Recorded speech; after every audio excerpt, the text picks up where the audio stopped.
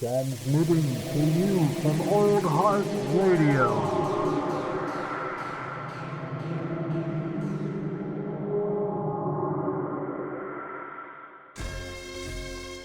Prepare to have your bones chilled and your hairs raised. It's the WacArnold's Brothers Podcast. Welcome home. God. What's up? What is up, my dude?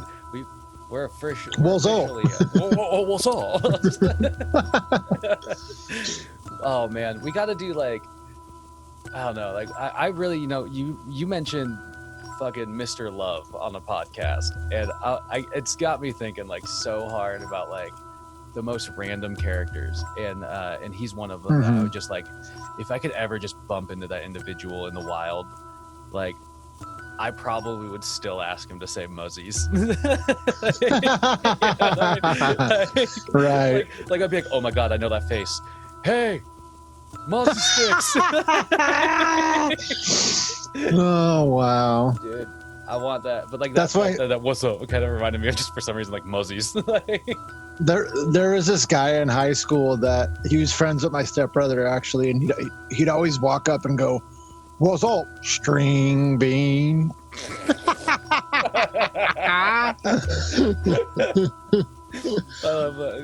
Carving out a catchphrase for himself already. Yeah. I'm practicing this one. I'd say I got a couple catchphrases in the bank. I think they're good to have. Yeah. What's up, string bean? It's just the voice, though. It's just is there? That's the way he said it too. An O in there somewhere? What's up, string bean? And he'd always like draw out string bean.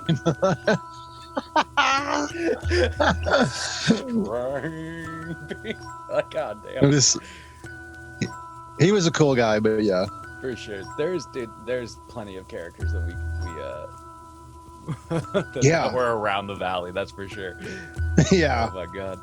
That's without a doubt. But okay, dear hot dogs, although I know you enjoy the sound of our voices, we are going to talk about an actual movie. I guarantee you, we know it. Yeah. It's our obligation as WacArnold's brothers to talk about, whatever, really, horror in this instance. But oh man, right? Yeah, dude. There's like the fact that we've reached 10 now. Episode 10. Now we're on episode 11. It's to me, yes. To me, it's a big thing. It's a big move. We're going down a path, man. 20s within reach now. Right. 9 episodes away. So I'm excited about the progression of this podcast so far, man. It's been really fun. But yeah. What movie are we talking about this week? So you suggested this because it's not necessarily a shitty movie, but it is an outrageous movie. It's called Satanic Panic. And it's from 2019, and it is a fun ride. It is a fun ride, man. Satanic Panic. Yeah, it's and we were talking about it a little bit before recording. Like one of the things that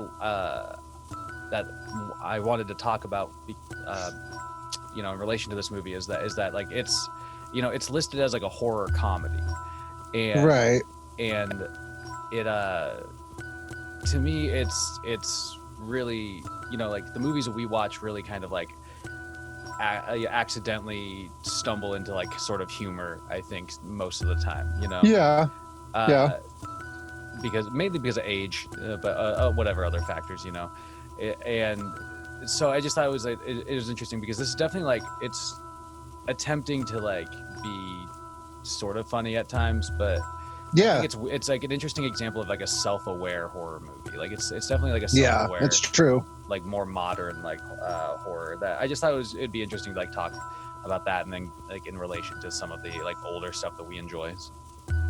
Yeah, but Satanic Panic, it is like a nice little throwback. Like it could, You put a different filter on like the whole look of it. Like you can kind of put some graininess on there. You could probably pass it off for like an 80s or 90s movie, Totally.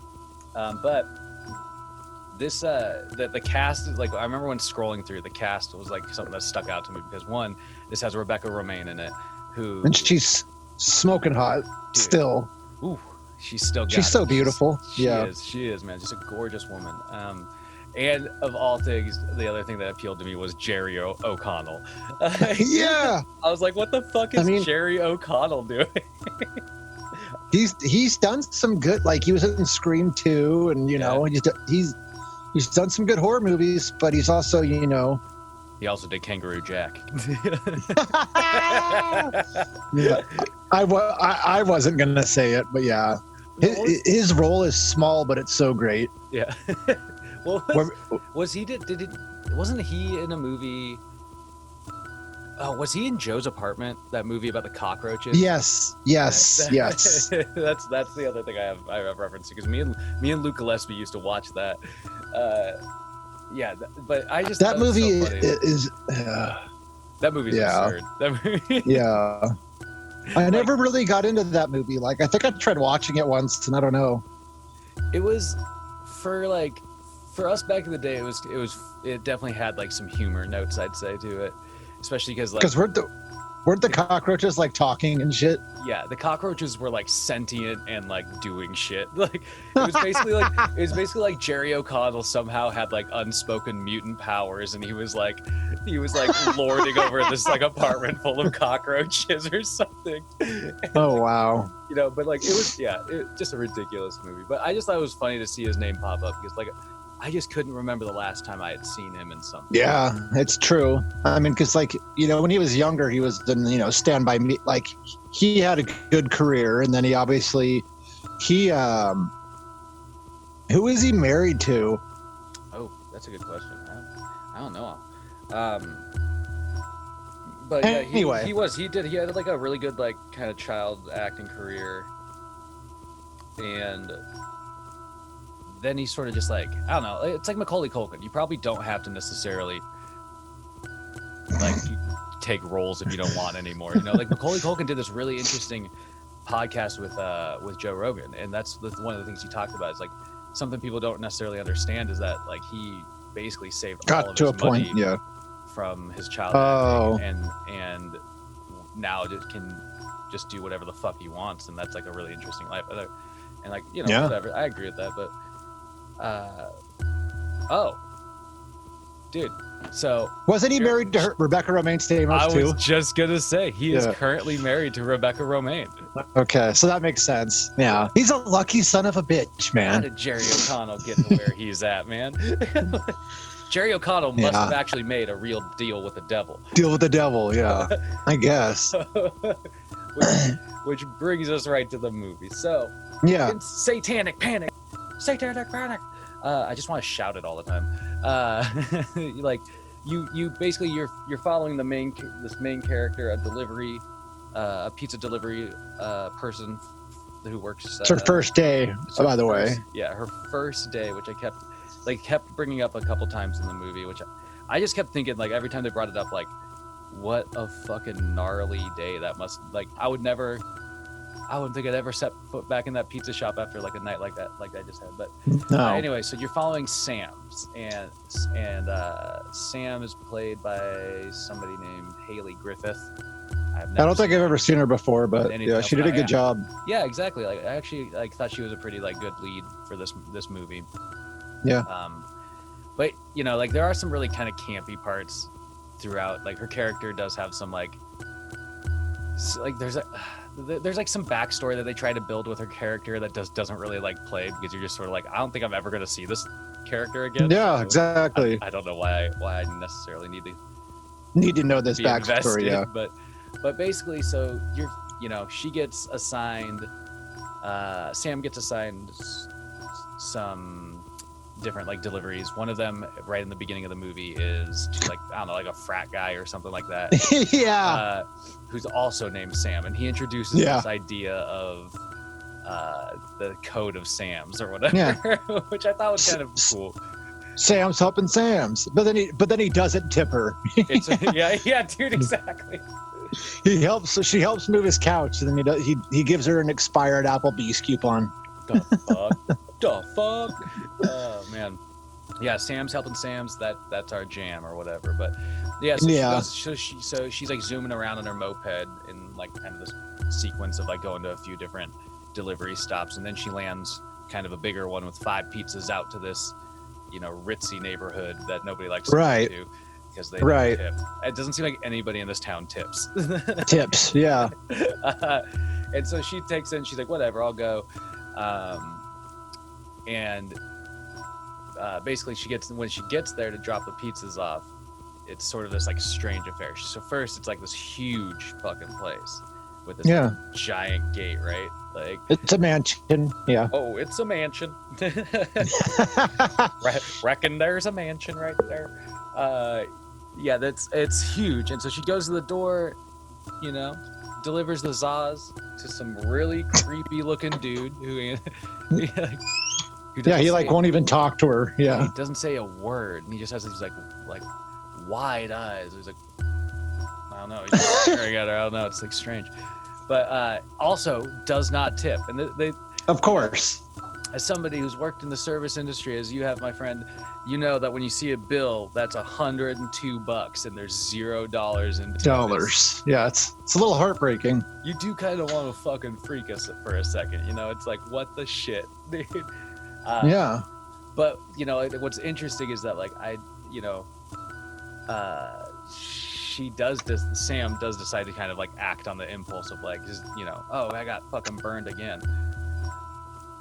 So she like because she hasn't made any money and her moped won't start, so she's like, you know what? Let's just go into these people's house and try to get a tip. Yeah, let's just go try and talk. Oh, that's right, because one of bad idea, by the way. Terrible idea. You could instantly get caught with like breaking and entering in that situation. Yeah. But I totally forgot. Like near the beginning of the movie, like one of the other drivers. There's 2 other delivery drivers that you get introduced to.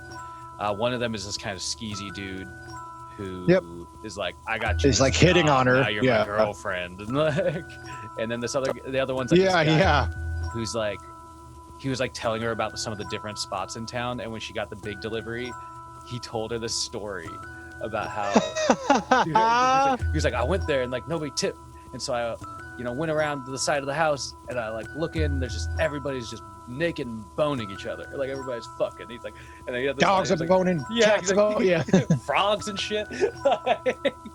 like, so he's like, but then I got it. He's like, I went in there and passed the hat around, walked out with $32. And so I think that's kind of that was like his only line in the movie. Yeah. Oh, except for the epic. They tried to make it epic. The line where he's like, you go there, pizza delivery boy. You come back, a pizza delivery man. Oh yeah. That's so skeezy. Wow. But yeah, he kind of alludes to, it's a weird neighborhood, Yeah, exactly. And I think that kind of, was like the seed that sort of planted Sam to the sort of, go around the side of the house and try and like pass the hat around or whatever. But when she gets inside, it's such a weird, like weird vibe. It's like a supposed like little dinner party-esque thing. But Rebecca Romaine, and this is one of the things I loved about her character, is that she's like, standing in front of this group, all these neighbors and whatnot, and she's basically pitching, bringing about like Satan or whatever, but she's doing it in this way where it's like she sounds like a motivational like people like comes to your house and like you sit down with all your friends and then they just sit there and sell you things. Like, she's like, are you ready to change your life? Like, exactly. Are you ready for wealth? And for a second I thought she was gonna start like shelling out essential oils to everybody or something, but Jesus. But nope, it's Satan. But before that really kind of like unfolds, there's this great sort of like couple of interactions where like the Sam character is bumping through the crowd, and you can noticeably tell that like they were all sort of just like, every person she interacts with is like, what are you here for? Like, right. And so she instantly, because it's like this super rich neighborhood, and she's just this, she's a normie. she's a normie. She has a leather jacket with pins on it and buttons, and she has a moped. Like, Yeah. Oh my God. Oh God. Well, because someone like they make lines in the movie about it, like her Kmart bra, you know, and this, that, and all this stuff, you know. Yeah, dude. How dare you be poor? Yeah, and it's like this. I mean, it's like definitely like a prevalent theme for the movie because Yeah.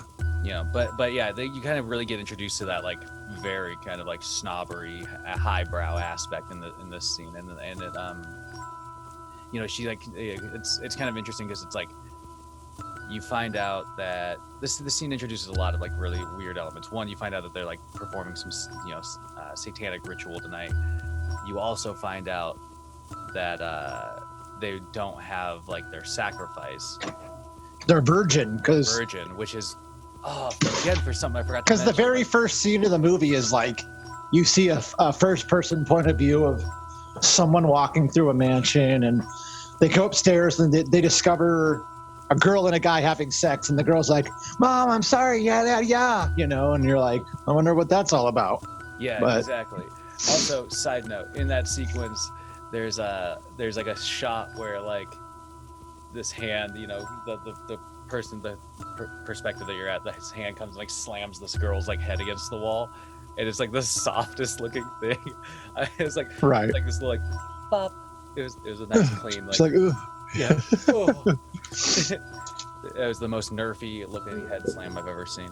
But yeah, and so that interaction kind of is, you finally figure out sort of like what that was, where it's, you know, in this instance, like the cult or whatever, they no longer have their virgin sacrifice, and so they're like scrambling to do one. It's Beltane, it's a full moon. The gypsy character, she's hilarious. Yeah. Gypsy, yeah, and that was the other standout, like Gypsy, man. She's like, she just asked Sam in front of the whole group of people. She's like, "Are you a virgin?" Yeah, dude. Like, it was and you know, Sam's response was actually really great. Like, she was just like instantly like, "That's really personal information." Like, and they're instantly like, "She's a virgin." Yeah, exactly. But then like, yeah, really quickly, it's like all of a sudden, as soon as they find out she's a virgin, they all like kind of like huddle around her and start like, you know, grabbing at her, and then Rebecca Romaine comes up and just like blows some like random dust in her face. Like she's down for the count. But I kept thinking, like, there's like two people standing right behind Sam's character in this. Like, they definitely got a face full of that dust, man. I wonder. Yeah, they could have. They could have. They definitely did. But anyway, so it kind of knocks Sam unconscious, and then it immediately kind of goes to probably one of my favorite scenes in the whole movie, although it is really cringy in a lot of ways. Is the Jerry O Connell scene. So Sam's kind of like waking up. Yeah. Whoa, where am I? And she sees like football playing on the TV. That's like the first thing you see out of this next sequence. Is like, yeah. And then it's like he turns and it's just Jerry O'Connell on a couch, chiefing on like a big vape. Later he's like, "It's good kush" or something. Yeah. That was like the most like, I don't know. I was like, it was like such a weird way of talking about marijuana. It's really good kush. Like, it just sounded so sterile. It was like, but yes, and so you find out that his character, Samuel, is actually like basically just being like kept in this room for, I don't know, some sort of like moment where they're gonna kill him, basically. Yeah, he even explains, he's like, "I'm gonna die, you know, you're gonna die, like yada yada yada." And he also explains to her what's going on. You know, they're gonna they need a virgin because they're going to try to summon Baphomet, and she's going to birth his child. And she's like, the band. Yeah, he's like, yeah, he said something like he's like, "It's gonna, you know, come, it's gonna like impregnate you, and then like you're gonna give birth to it all at the same time or whatever." And she says something like this like random line where she's like, "I've seen that album cover." It's like, yeah. But you know, like it's just interesting because it's like this scene ramps up really quick. So at first you're sort of like, okay, maybe Jerry O'Connell's like not that bad of a character, you know. Yeah. But then as soon as Sam, the delivery driver, is like trying to figure out a way out of the place, and she lets it be known that she's a virgin and all this, like it immediately takes this different turn where like, and kind of comedically, like in this way where it's like boom, like Sam's facing the door, she turns around and all of a sudden Jerry O'Connell has no pants on, he's like, Yeah. But then he kind of gets really like weird and sort of like, I mean it's like this really rapey kind of vibe that he puts out, but He's like, he's like, it's like so he's like let's just, basically his idea is like, let's fuck so you can't be a virgin. yeah. So they can't sacrifice. Yeah. Like us fucking is the lesser of two evils in this situation. There's a hilarious line here because she, he has her on the ground and she slaps him, and he slaps her back and he goes, "Look what you made me do! I'm a feminist."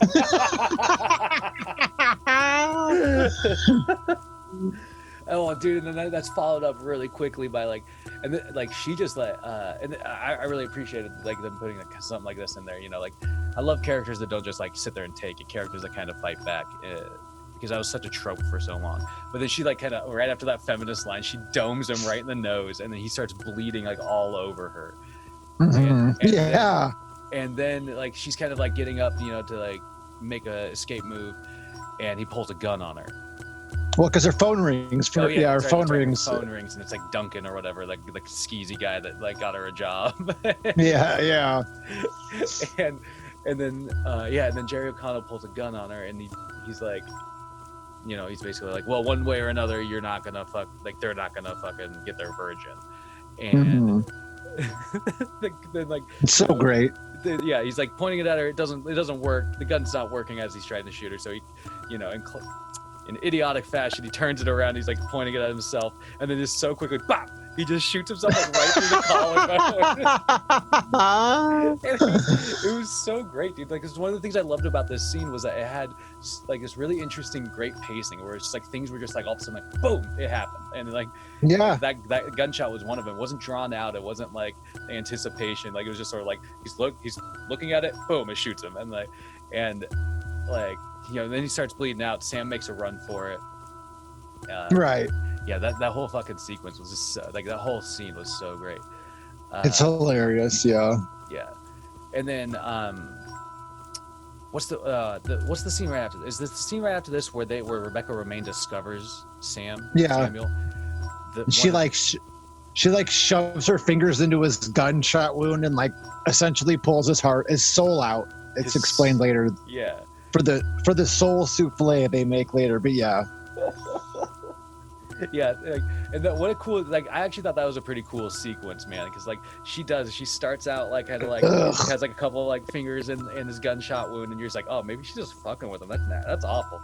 And then she like, or just putting him out of his misery, Yeah, doing something with him. And then all of a sudden she's like, fucking arm deep in Jerry O'Connell trying to pull out something. It was cool. And that's one of the moments in this movie that I really just in general I think they just pulled off like some cool goriness, like not a ton, but like there is a couple of cool sequences.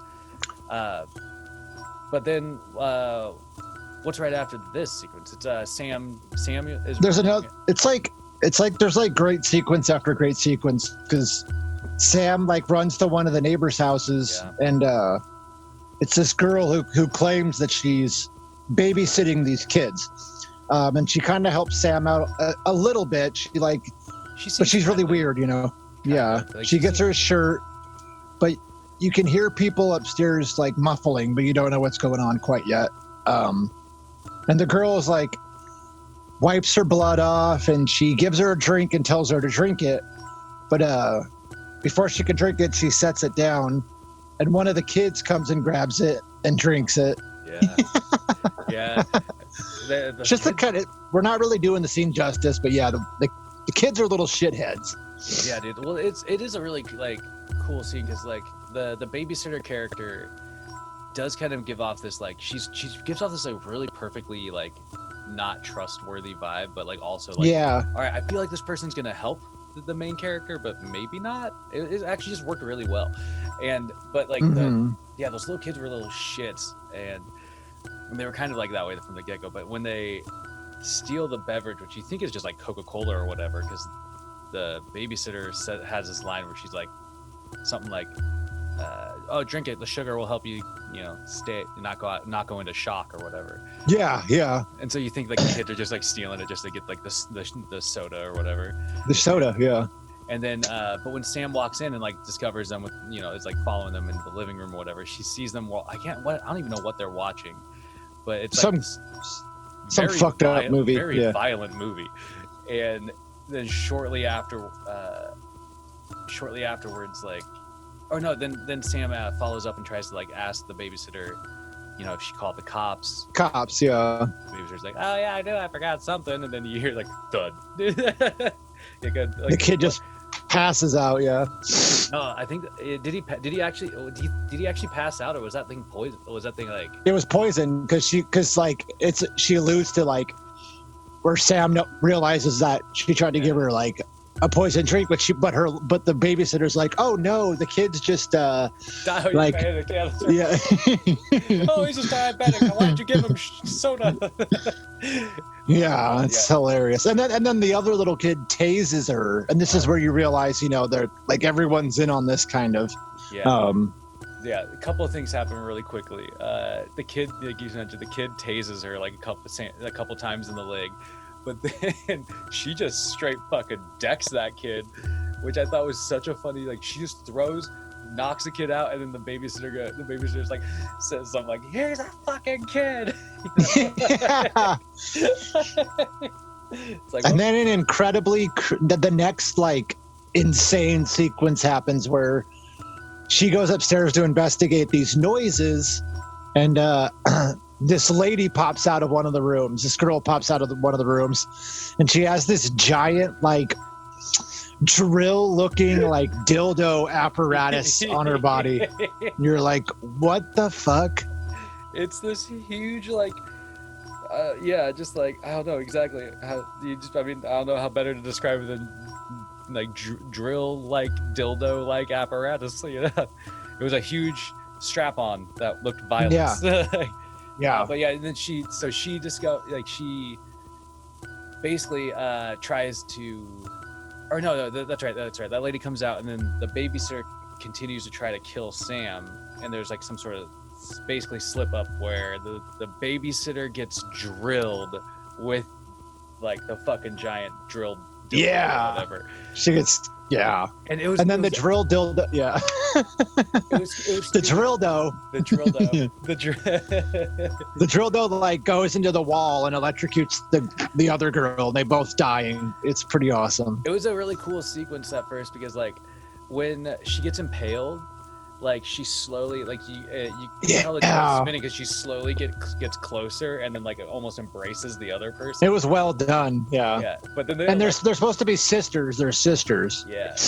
But then the electrocution scene sequence was kind of funny because like it shows the drill dough in the wall, and then it's just like there's no wires touching it or anything. It's just like It was like classic kind of campy fashion, and that was something I love that they did. But, yeah, and so needless to say, just wild sequence. But this introduces another kind of main character to the rest of the movie, Judy, who is like tied up and basically strapped down naked and was probably going to be the victim of the drill dough. She was. She definitely was. Yeah. And so you get introduced to her, and Sam kind of helps her get free, and they both take off from that house. Yeah, but before they do, Sam like tries making this is where you learn that kind of like everybody's in on it, because she tries making a phone call, but somehow she tries making a call to the police, but like the neighborhood rerouted the phone number, and it's the cult members, and now they know where they're at. And then they go to the house, and this is where you find out a little backstory where Rebecca Romaine, Danica, her character, explains that that's Judy's her daughter, and she was sent to that house to be killed by two of the cult members, but they handed her down to their daughters to do it, and it wasn't successful. But Judy's the one that was in the opening scene, who was supposed to be the virgin for their sacrifice. Yeah. You'll learn all that out right here. Yeah. And this, like, you could already see some tension really building. Yeah, this, like, between Gypsy, and yeah, this kind of adds even more of that, because like, everybody was sort of like, you know, like, why did you? I don't know. It was an interesting dynamic, because Gypsy, clearly, she's a really funny character, but she's really effective at like being that voice, and like in the scenes where she's just sort of like, yeah, like, all right, why did you do that? I don't know. She's like really she's questioning, questions like a lot. By the way, that actress's name is Arden and Mirren, and I couldn't picture. Yeah, she's great. I pictured, like, what else? Do you know what else she's done? Because I just know that she's been in a bunch of other shit, because she's super familiar looking. Yeah, dude. I was like, I swear to God, I've seen her before. But yeah, she was really fucking funny in this movie, just in general. Yeah, and there's also like this like maybe one of the first times you hear this random side character speak, but it's one of the cult members, and it's this dude with this like really big mustache, like handlebar mustache. Yeah. Sounds like the doofiest guy I've ever. Steven. He reminded me, like, his character the entire movie gives off this like weird. I mean, he looks like a 70s cult member. Like, yeah, he does. Or a 70s porn star, yeah. Or a 70s porn star. A porn star in a cult. Yeah, why not? But anyway, so Judy and Sam are now trying to basically just escape the neighborhood at this point. But they don't really try to escape. Kind of. Yeah. They're trying to hide out. They go into the next house, and it shows this dynamic where Sam wants to escape, but Judy, having been part of the cult or whatever, and it establishes that she knows some spells or two. She's more or less like, there's no point in running, because they're just gonna, they're gonna, no matter what we do, their will be done, and basically we're screwed and we're gonna die tonight. Yeah. So they kind of like go into this house, and Judy starts putting salt everywhere to try to keep the demons out, and that doesn't really work out too well, because quickly after that, we forgot to mention that Danica and her cult followers had made this soul souffle thing. Oh, and my God, dude, hold on. Yeah, we totally forgot to mention that. We got to go back to the soul souffle though, real quick. They're gonna chill out in this neighbor house. We got to go back to that soul souffle though, because the heart or whatever soul organ that Danica pulls out of Jerry O'Connell, she immediately turns to, that's right, she immediately turns to like the Danielle character, and is like, put this in the oven at 220 for 40 minutes, stuff it with bay leaves, this and this graveyard dirt.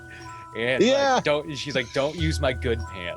She's like, that was awesome. And then so the whole first like neighborhood house sequence happens, and then it goes back to like, ding, souffle's done, and then they're like, so they check it out, and it's this. I don't even understand what this scene was for, because did it ever come back? No, it didn't ever come back. That's well, because they set it out, and later in the movie, Sam and Judy kind of, and they dispatch it. But either way, it's this weird sequence where she cuts it open. She's cutting it open, and it's huge. It's like alive. It's huge, and it's alive. So like when they put it in there, it was like in the palm of your hand, and now it's like filling this whole like fucking turkey baking tray or whatever. And yeah, dude, and it's like kind of like pulsating, and it's all like it looked really gross, honestly. And Rebecca and Danica, cuts her finger and like puts her finger in it, and it starts like sucking on her finger. It's like it's like she like opens it up somehow and like is like kind of like pulling apart some like, I don't know, skin or whatever, fleshy stuff, And then she like cuts her finger and like gives it a little drop of blood, and then like sticks her finger in it, and then like it does whatever it does. Maybe it's just like now it knows its master or something. Yeah. But then she also throws. It starts like kind of going crazy, and they put something else in there, right? What was it though? Part of Sam's T-shirt, which has her blood on it, because they're going to use this. It's called they have a term for it that they call it. It's like a hex or something, and a hexacloak, and they're going to use it to help find where Sam's at, because they need their virgin. Yeah, that's right. And so like they basically they go and they set it out. They unleash it, and it just like launches out of the pan and flies off. It's like yeah. and like kind of an important scene, little thing happens here where it's when they let it out to go find Sam, it's Gypsy, Danica, and that Danielle character or whatever. Mm-hmm. And Danica like throws like this rag that she was like had soaking up some of her extra blood on. She like throws it at Gypsy and is like burned. Oh yeah, that's right. Yeah. And that comes back into play later because it has her. Yeah, Gypsy keeps it. Long story short, yeah. But yeah, so back at the second house which turns out to be Gypsy's house. Yeah. Turned out to be Gypsy's house. Judy has kind of put salt around most of the perimeters. Sam goes upstairs to sort of get a shirt. Find a shirt, and she sees this like disturbing series of like family framed things where it's like a family with 2 kids, a boy and a girl, and then like it's like a family on vacation, and then it's like a picture of like that's like a crayon drawing of like by some kid where like the entire family, and they're all in black cloaks, and then there's like another crayon drawing of the entire family, but the parents and the daughter are over here, and then there's like a boy hanging from a tree with like blood coming off of it. Yeah. And then it's like then there's like an actual family portrait of just like the 2 parents and the daughter right after that. Yeah. I was like, what the fuck, dude? And that's when you learn they're in Gypsy's house. Yeah. But the other thing you learn is that they forgot, some one window or entryway. It was like cracked. Yeah. Yeah. And so it lets in perhaps this Hexen cloak, or demon. Hexacloak, yeah. Sam's like on a bed, and you see this sheet start moving. Yeah. And it starts choking her, and it starts going down her throat, and it's like that would fucking suck. That would, dude. That actually bothered me a bit, because I couldn't stop like thinking about like Judy runs up and starts like helping her and starts like pulling out the sheet that's like attacking her, that's like jammed itself down her throat, and like it looks like she pulls out quite a bit of sheet. I was like that would fucking the feeling of suffocating that way or whatever would just gives me the weird. Yeah.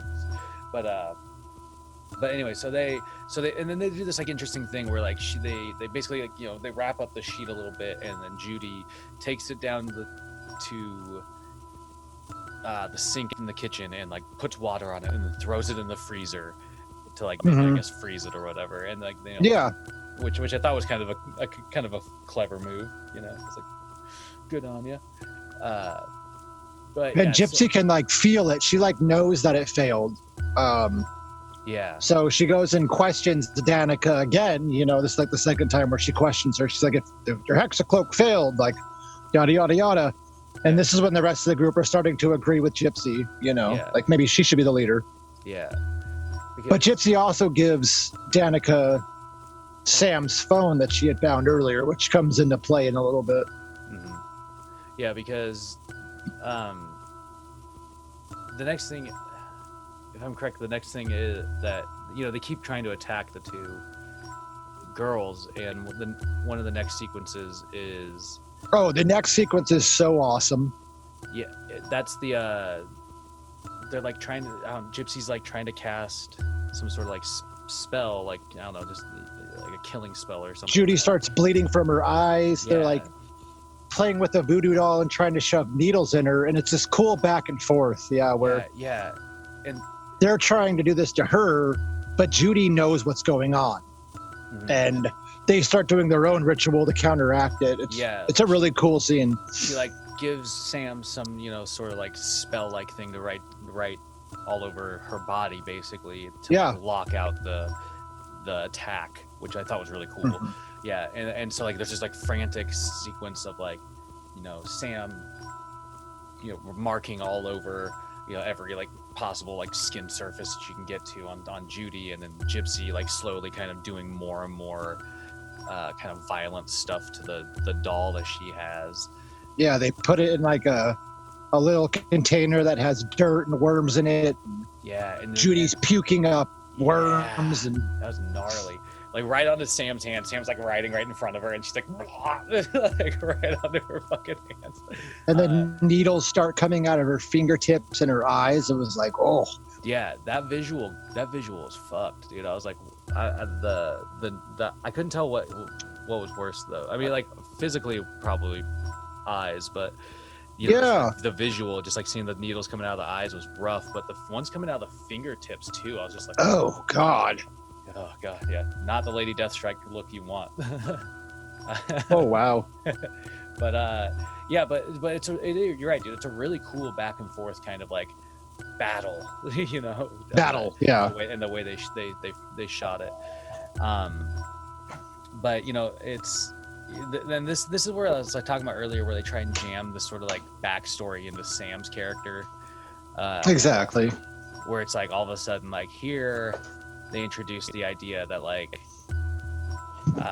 she had cancer and she went into remission, and she had met somebody while in treatment, and he did not go into remission or whatever. And you know, one thing that's the reason why she's still a virgin is because he couldn't, you know, his cancer couldn't made it so he couldn't fuck or whatever. And right, and then he dies. Yeah, and then he dies, and she feels bad and all this stuff. And I was just like, it was just like a really weird moment.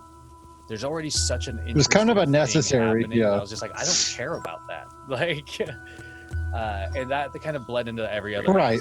Like from there, it kind of made every other bit of her backstory sort of like just lame to me. But yeah, it was. I mean, eventually they get like, you know, they defeat Gypsy, we'll say, and yes, you know, Gypsy realizes at that point that Danica's taught Judy some things out of like their book of spells or whatever. Yeah, she's angry about it. Yeah, and she says like, she's like, you never intended to sacrifice her or whatever. Like, why would you teach her? Before she goes and, you know, questions Danica, though, there's a scene where Danica lures Duncan there. She like calls him, and she like makes up this lie that she was supposed to have a Tinder date with Sam, but all Sam could talk about is Duncan. So she left, and she's like, I have an 8-ball of Coke. Why don't you come over here and fill me up? You know? Yeah, did you? So Duncan, because he's a skis-ball, goes. He thinks it's just like this cougar with cocaine who's just wanting to bang in this rich neighborhood because her husband's out of town or something. So he's like, I mean, if that would have been true, he's a lucky son of a bitch, I guess. But for sure. But you're right. Like it was, well, but to do this, to like get him to over there, it shows Danica like opening this jar of something called Convincer's Root. Convincer's Root, yeah. Like noshes off a bite of it and then like sells him on this stuff, and then, you know, which I thought was kind of cool. I liked that it was like there was still like some extra like spell play sort of put into there, you know what I mean, or some sort of magic put into there. I wish I would have read what the rest of the jars said. One of them said like financial panic, but there's like a bunch of jars there, and I didn't read any of them, but you could tell that there's witchcraft going on. There's witchcraft. But yeah, Duncan comes over. She gives him a line or two of Coke, and he quickly realizes that he can't move. Yeah. You know, and you're like, oh shit. Yeah. And then she starts pulling his like insides out, because she's gonna use his guts to make a map of where Sam's at or something.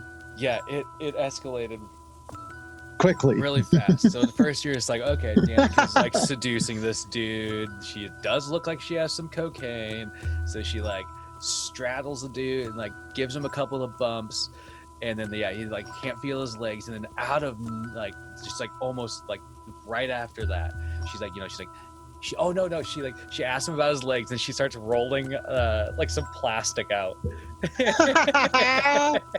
Like you're like, oh Patrick fuck. Bateman.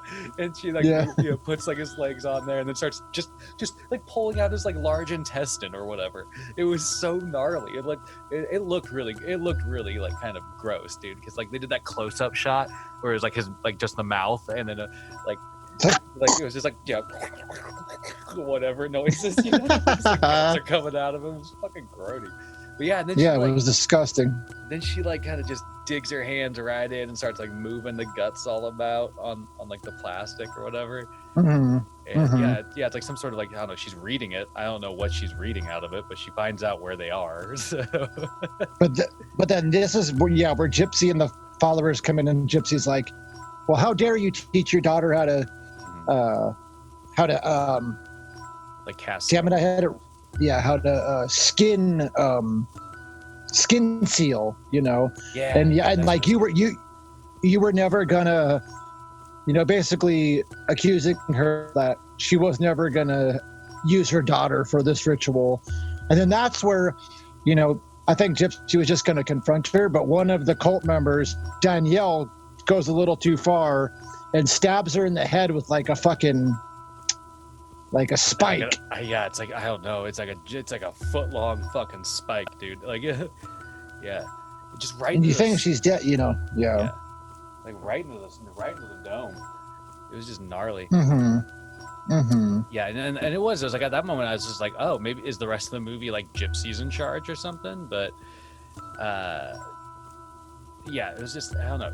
Anyway, so Gypsy, yeah, this is the moment where Gypsy like really just starts to like try and take charge of the ship here, and it was, I don't know, like right off the back of that, like there's just like, you said it earlier, there's just like some really cool like back-to-back sort of things that happen in this movie, and like, you know, the guts, it picks up the pace. The guts right there, the stake to the head, and then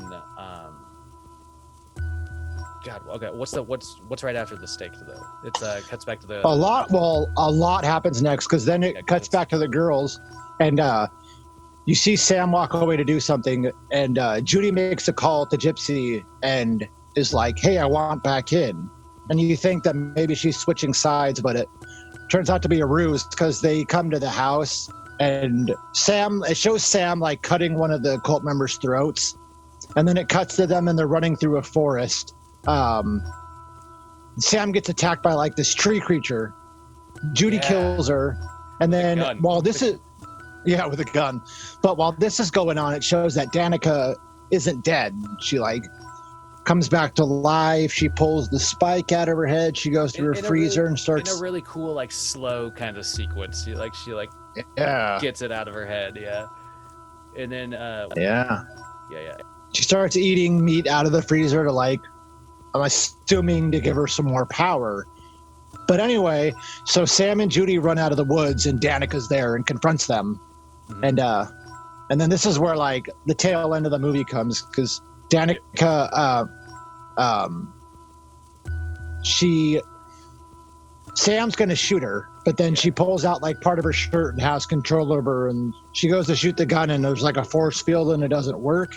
Yeah. And now Sam and Judy are both incapacitated, and Sam falls unconscious again. Yeah, this is for the second time. Yeah, Danica has like a little like necklace or something that Judy took off when she was in that's right, Gypsy's house, and yeah, they have like a scrap. She has like a scrap of Sam's shirt, and she uses that to like, I don't know, cast some spells or whatever. But yeah, the next time you see Sam wake up though, it's oh shit, not necessarily as nice as the first situation. Yeah, no football on TV and good kush with Jerry O Connell. It's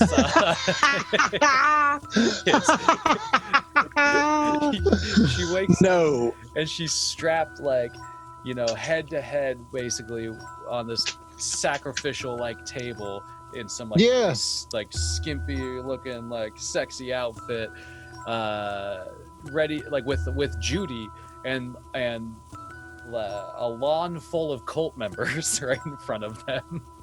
Yeah. And it's like this moment, it's the moment that they've been like, you know, the group, the cult group has been working for basically this entire time, right? Which was surprising to me. I didn't think we were ever going to get to this when I first saw this movie. I was like, there's no way they're going to actually like. Anyway, get to the ritual, But yeah, what were you gonna say?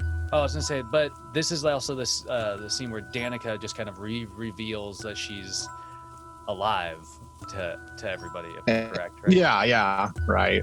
She's like, and she killed. Yeah, it's the scene where she kills Gypsy is cool because Gypsy tries apologizing and she's not having it, and she essentially like drowns her on dry land from the inside out. Yeah, and it really was, dude. It was a really cool sequence because like she's like, you know, she's, you know, like describing like the weight of the water, all this stuff, and then you can see Gypsy like slowly like kind of like she stops like moving, she stops really kind of like talking. All of a sudden she's like kind of looks like she's like choking up, and then some water comes out of her mouth, and then there's this really brief but cool cut shot of like fake Gypsy.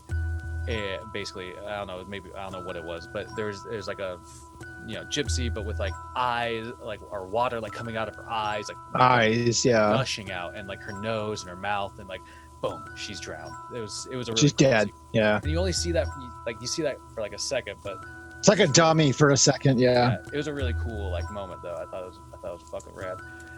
But yeah, she's dead, and then so the cult members start, you know, doing the ritual. It shows one of them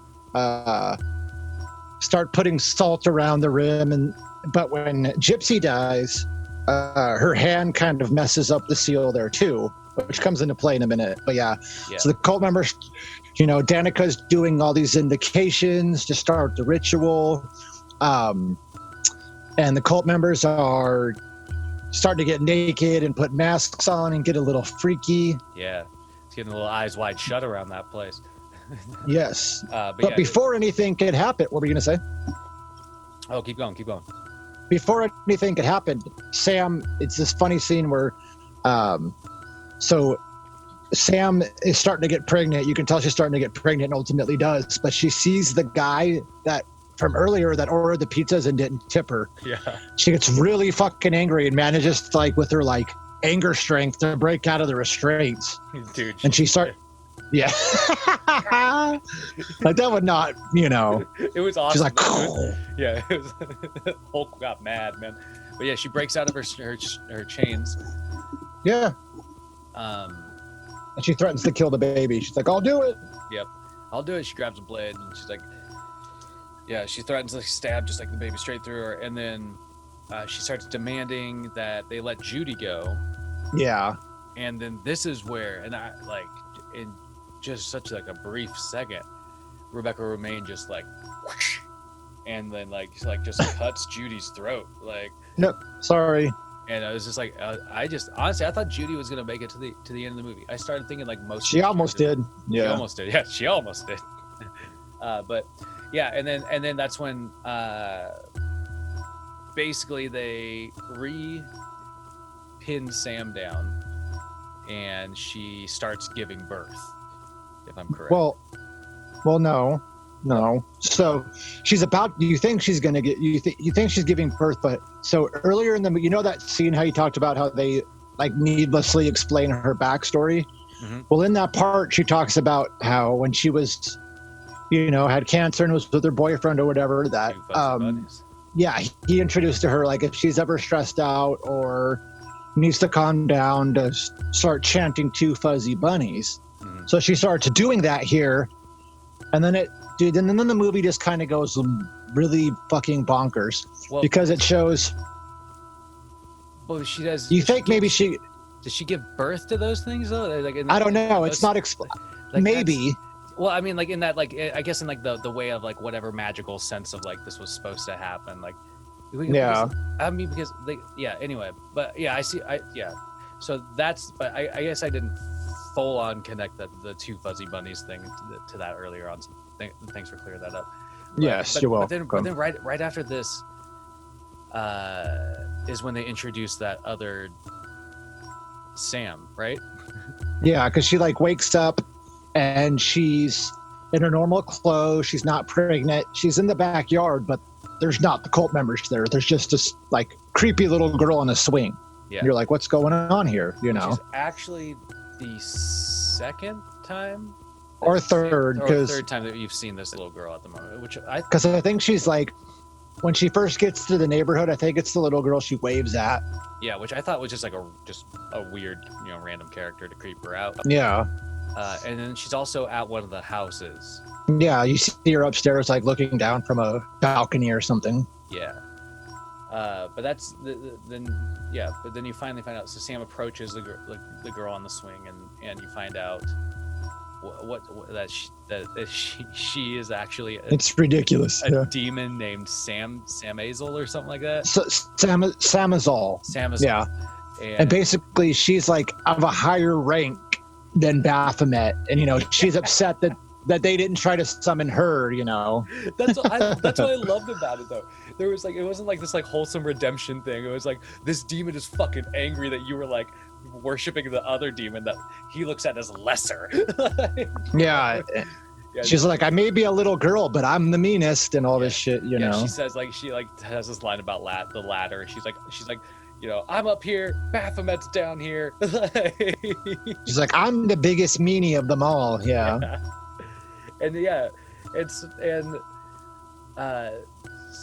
And so while they're having this while Sam and Sam are having this conversation and kind of figuring Samazal basically picks up one of the two fuzzy bunnies and just has it in her hands and is basically like telling Sam at first that she was gonna kill her, right?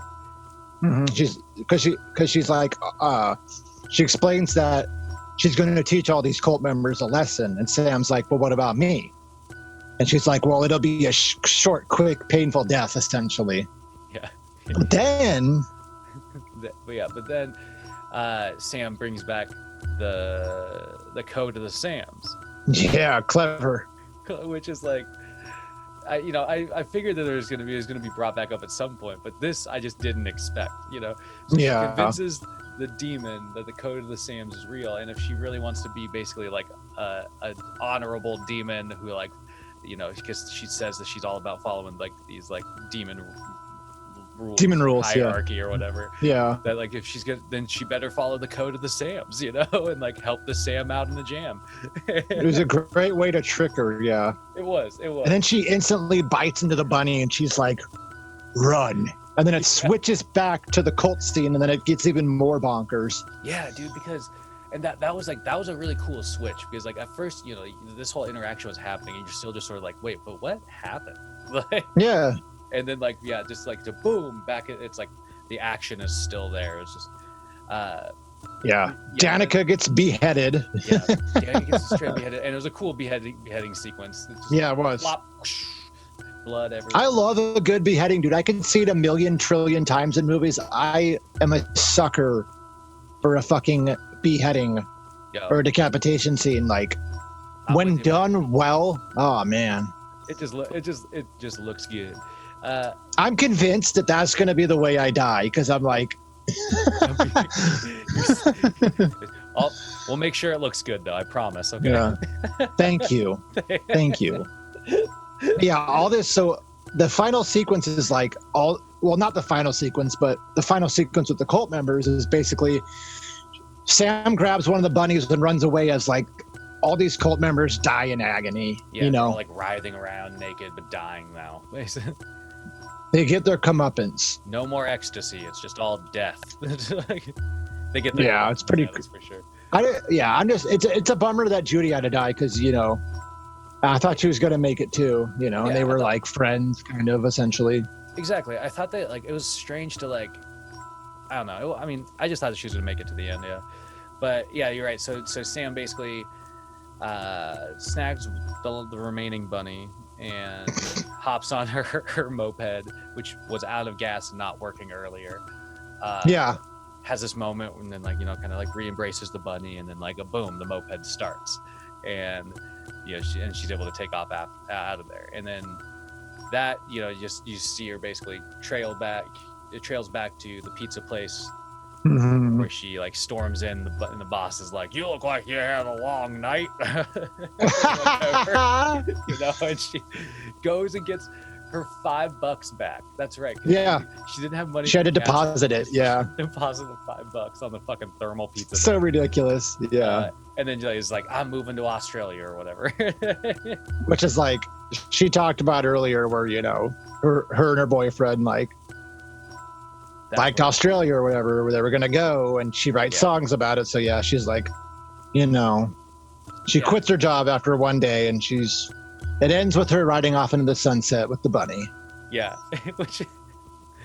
which honestly, like, it was just like fine. It was like kind of a fine way to end the movie, because it was just so wild up until that point. Like, there's so many different things about this movie that I honestly didn't expect. I thought it was just going to be like, you know, some sort of fairly straightforward Satanist trying to worship Satan, gonna kill a girl, you know. No, it goes off the, like, I wouldn't say off the rails, because it's a good movie, but it's like there's a lot of over the top ridiculous shit, you know, like the drill dildo, you know, and like there's like, any like the gut sequences and stuff like that, you know. It's you know, even the spell casting stuff was it was cool. It was well done. Cool, and it was like over the top in certain ways that worked just perfectly. But that's the reason why I wanted to talk about this movie, because it was like, you know, like they were able to get away with these things and make a successful movie. I think because there's like, you know, in terms of horror, there's just like so much that has become either loved because it's campy, or loved because it's you know, spooky, or loved because it's just like over the top or whatever. But you know, this movie wasn't relying on being scary. I think it was relying on the fun elements of what horror can be. And I thought that was what was really cool about this. It was a good movie, and they pulled off all these like kind of interesting you know, tropes and stuff like that. But it was, you know, I don't know, it was fun to see like not a movie that was trying to take itself seriously, I guess, but accomplishing some good like horror specific laughs, you know. Yeah, Satanic Panic, man. I would definitely recommend watching it, but it's a fun watch. Yeah, it's a fun watch, and you get to see Jerry O Connell die. It's you know, win-win all around. Yeah. No, and Rebecca Romaine does a really fantastic job with her, like with her. She had fun in this movie. Yeah, with her evil character, you know, she got to play a different role than she was probably used to, so she did a really good job. Yeah, she was awesome in this. It had a shockingly solid cast, really like bounce well off of each other, I think. So, you know, a kooky cast of characters. Kooky, spooky. Even the bit like we didn't really do enough justice for how like ridiculous the babysitter character is, because she has some hilarious dialogue. She does. She is in you know, just that one you know, whole scene, but she like stands out. That whole sequence is like, besides the Jerry O'Connell sequence, I think that's got to be my favorite sequence for sure. I agree. You know what I mean? But Jerry Connell's just that. It was just the way he like had a couple of lines, and like just the fact that it was Jerry O'Connell, and like it was just like, you know, it just worked. He's just so like, he knows that he's about to die, but he's just so like nonchalant and just relaxed about it, you know. Yeah. He's like, they're gonna fucking kill me, they're gonna fucking kill you too, okay, whatever. Like, yeah. It was good. Yeah, that was good. But so Satanic Panic 2019. This will probably be the most current movie that we do. You know what I mean? I hope so. But you have one set aside for next week that I am we talked about briefly before recording, but I am looking forward to watching. It's a classic. What can the you want to spill you want to spill the beans on the title, or you want to kind of, or not yet? I think we should. I'd love to get in the habit of maybe trying to pick them out ahead of time, so we can like maybe let people who listen know, so that they can watch it when then listen. So next weekend we are going to be doing one of my. I told Jared that if I had, like, it's so hard to come up with a favorite list of horror movies, you know, but Dolls, directed by Stuart Gordon. It's a Charles Band production. It's a fantastic movie.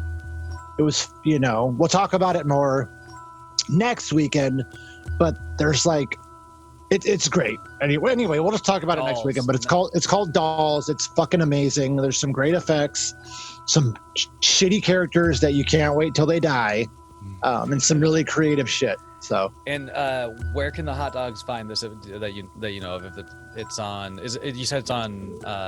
They just put it back on Shudder. So Shudder. Okay, cool. So check it out if you can, because we're going to be talking about it next week. I'm looking forward to it. If you say it's one of your favorites, then it's got to be fucking worth watching. Like, it's probably one of my if I had a 50 favorite horror movies, it'd be on that list because it's entertaining. Yeah. Yeah, I guarantee it, man. Anything that you put your stamp of approval on horror-wise is worth peeping. So, all right. Well, hot dogs, you heard it here. Make sure you actually check out Satanic Panic if you get a chance, because it's a fun movie. Watch Dolls if you want to try. If you want to catch along with us on next week's episode. But I think that's all I got for Satanic Panic. You got any other last words on the subject? Not really. You want to say goodbye to Jerry O'Connell? I know he's listening. Jerry O'Connell, keep on listening. If only we could get Rebecca Romaine to listen. That would be the better of those two. No offense, Jerry. I don't know. Jerry's hey. He's a legend. I'll give him that. He's got some street. If you can pull a wife like that. It's true. Respect. Respect. All right, hot dogs. Go out there and be good to each other. Yes.